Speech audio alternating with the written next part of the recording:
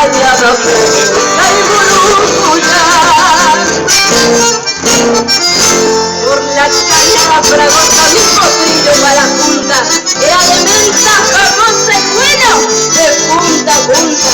Era noble el parecido y la cancha mano a mano, muy guapo y vaqueano, para cruzar el cero.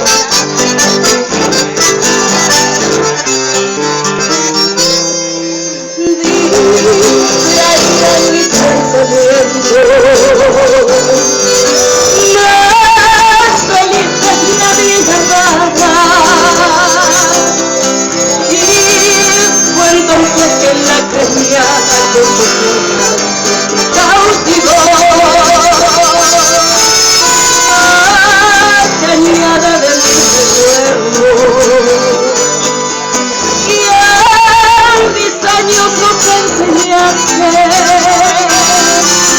que es más bello un encontrarte cuando no solo era más. Por eso yo canto atrás los 4 amores que tuve, mi buena el potrillo que canta francesa y burucuya.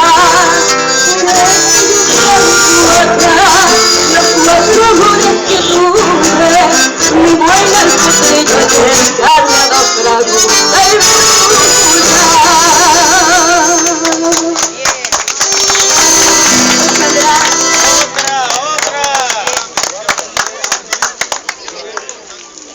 Bueno, quiero decirles, amigos, que esta es una tarde especial para todos nosotros los que integramos la Embajada Playadito. Encontrarnos con Valeria Cáceres, esta joven de aquí de Corrientes, que nos regale este repertorio magnífico, es para nosotros un gran gusto. En nombre de la Embajada Playadito voy a regalarle un disco para que lleve de recuerdo, para que lo escuches en alguno de tus momentos libres, y yo les pido un gran aplauso. Es muy joven, tiene un futuro magnífico y quiero ser tu madrina artística porque realmente te lo mereces. Un tema más querían ustedes, ¿verdad? A dúo. Pedimos un tema más. A dúo.